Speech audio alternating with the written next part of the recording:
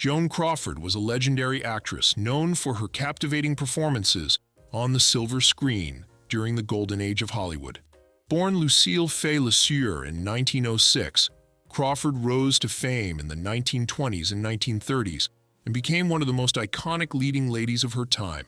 Throughout her career, she starred in numerous films, earning accolades and awards, including an Academy Award for Best Actress for her role in the film Mildred Pierce in 1945.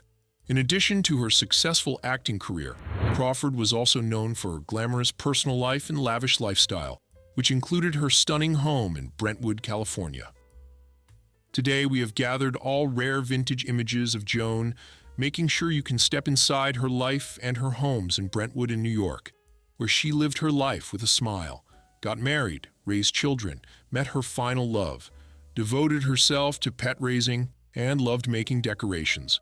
Was she too obsessive in putting on plastics to cover furniture and artwork?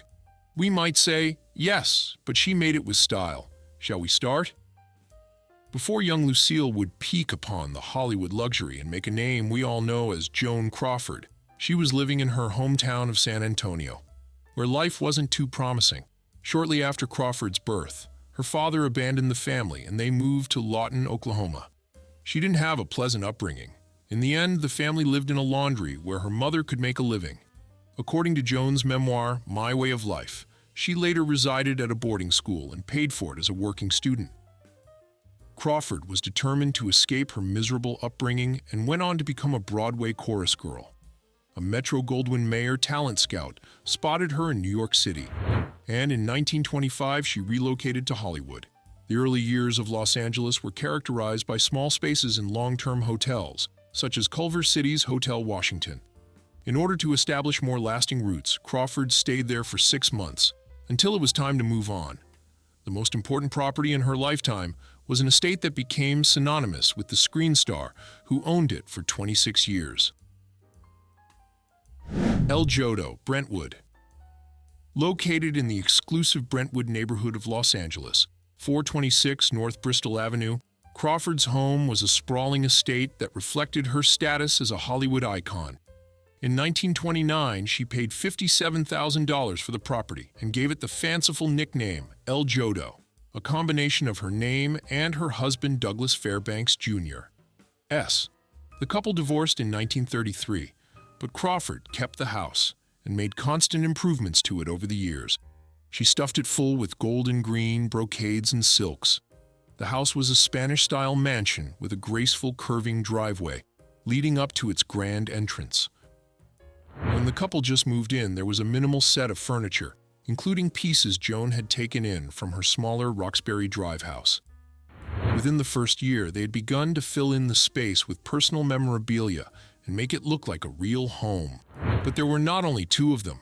Renowned for her love of animals, Joan Crawford had many dogs throughout her life, from poodles to dachshunds. And the large stake of archive images from her home legacy offers a glimpse into her pets. A St. Bernard named Jacques, a Scottish Terrier named Typhoon, a puppy offspring of Typhoon, a kinkajou, and a stray cat she took into her canine family.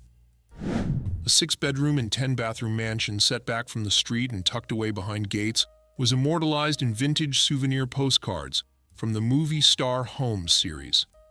Surrounded by lush gardens and manicured lawns, the home exuded elegance and sophistication, much like its famous owner.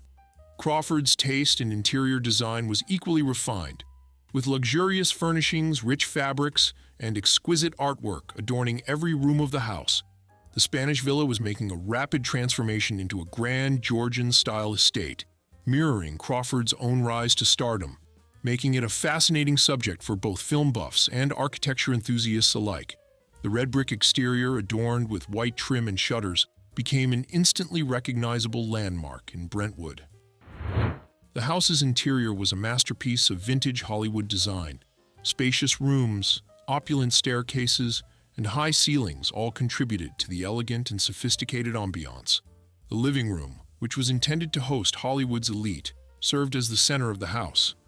Comfortable couches and armchairs beckoned visitors to spend lengthy evenings chatting and sipping cocktails. A necessity in Crawford's world, Crystal chandeliers ensured that everyone looked their best by casting a flattering glow over the space. For a movie queen, Crawford's bedroom was a haven. The focal point was a huge four-poster bed covered in the finest satins and silks, with ample storage to hold her renowned wardrobe and vanity where she could develop her signature style. The adjacent dressing room was a temple to beauty and fashion. Crawford accepted her 1946 Academy Award for her performance in Mildred Pierce from her bedroom within the main house. Crawford grinned as her picture was taken with a golden award in hand, despite being cooped up in bed with the flu. Joan loved collecting dolls and had a whole room devoted to her grand hobby, if we can name it a hobby. Only many years later, after she divorced Douglas Fairbanks, she felt disappointed and rearranged the doll room, moving in the piano from the music room. Another eye-catcher was the dining room. For Crawford's renowned dinner parties, a long table that could accommodate up to 20 people was ideal. Mirrors and artwork lined the walls, giving the impression that there was even more room and grandeur. The expansive property also included a stunning swimming pool and a tennis and badminton court. A home theater was perfect for showing her many movies, and a playhouse on the grounds included a bar and a ping-pong table. Crawford's Brentwood home was not only a place of luxury and opulence, but also a haven for the star to relax and unwind away from the pressures of her career. The actress was known for entertaining guests in her home, hosting lavish parties and gatherings that were the talk of Hollywood.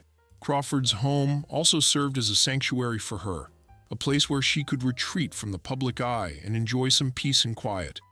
Despite her glamorous image, Crawford was a private person who valued her solitude and cherished her time spent at home. In addition to being a private sanctuary for Crawford, her Brentwood home also played a significant role in her personal life. The actress was a mother to her 4 adopted children, whom she raised in the comfort and luxury of her Brentwood estate.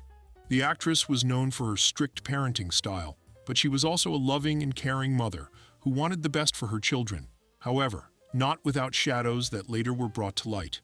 Despite her glamorous lifestyle, Crawford's Brentwood home also had its share of challenges and controversies. In 1978, after the actress's death, her adopted daughter Christina published a tell-all memoir, Mommy Dearest, in which she detailed her troubled relationship with her mother and alleged instances of abuse and neglect. The book painted a harrowing portrait of life in the Brentwood home, revealing a darker side to the actress that contrasted sharply with her public image. The memoir sparked controversy and debate among fans and critics, casting a shadow over Crawford's legacy and her beloved Brentwood estate. New York, Fifth Avenue. With the life in Brentwood connected for 26 years, Joan found her last 2 homes in New York. After getting married to Alfred Steele, a vice president of Pepsi-Cola and later a president of the company, Joan now lived in a luxurious penthouse apartment at 2 East 70th Street with a view of Central Park. Joan's comprehensive renovation of the apartment actually left Al Steele in a difficult financial situation. Joan would spend the next 10 years living in the apartment, a very large 8-room retreat. Once more, William Haynes, a lifelong friend, contributed to the design. There were vibrant colors all over, and the atmosphere was more Californian than New York. The apartment's main feature was the free-flying staircase, which was magnificently lit by the skylight above. Joan's signature white was also visible since it was splattered on the walls and carpet. The bedroom had a big fireplace, and the drawing room had another one. In fact, there was a functioning fountain in a 2-story bedroom. One thing that never changed about Joan was her love for animals and her favorite carpet. She had green hues in her bedroom as early as 1927, when she was living in Beverly Hills. This flat was a real showpiece. Steele and Joan lived together in the flat on Fifth Avenue for about 2 years before his untimely death on April 19, 1959. After that, Joan would remain in the apartment for nearly 9 more years without getting married again. Imperial House, New York. After 10 years at the apartment on 2 East 70th Street, Joan moved to a 9-room apartment in New York. Between Lexington Avenue and 3rd Avenue at 150 East 69th Street, Joan took up residence in the Imperial House for almost $500,000. Once more, the furniture had some color, but the walls were white. Both the draperies and the couches were a vibrant yellow. Looking back at all the homes she had occupied, it was imperative that the curtains and sofas match. The dining area and kitchen are similarly affected by the canary yellow. Green is used as an accent hue on pillows, rugs, and chairs. Joan had floor-to-ceiling bookshelves, brimming with books, since she loved reading as well. For the following 6 years, Joan would reside there. In 1973, Joan actually downgraded from her 9-room flat at the Imperial House to a 5-room apartment with a price of $8,500. Like everything else she owned, Joan kept her flat immaculate. Every piece of furniture was covered in plastic to prevent deterioration. In her later years, Joan even acknowledged that she was Harriet Craig. When her old films were shown on TV, she enjoyed watching them late at night. Was she reminiscent of good young days? Only she knows.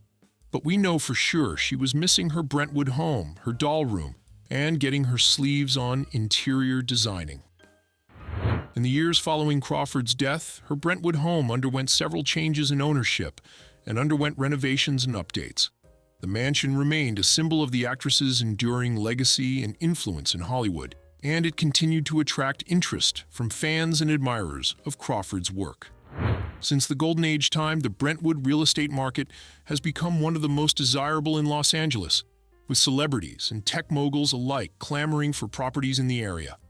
The historical significance of the Joan Crawford residence added an extra premium to its value, and the famous El Jodo is valued at just around $15 million. And how much would you evaluate Joan's home? Would you like to have a doll room or maybe any other themed room? Maybe a porcelain room? Write down your comments and ideas below. We want to hear your genuine thoughts. Do you like our videos? If yes, give us thumbs up and follow the channel. Thank you for watching.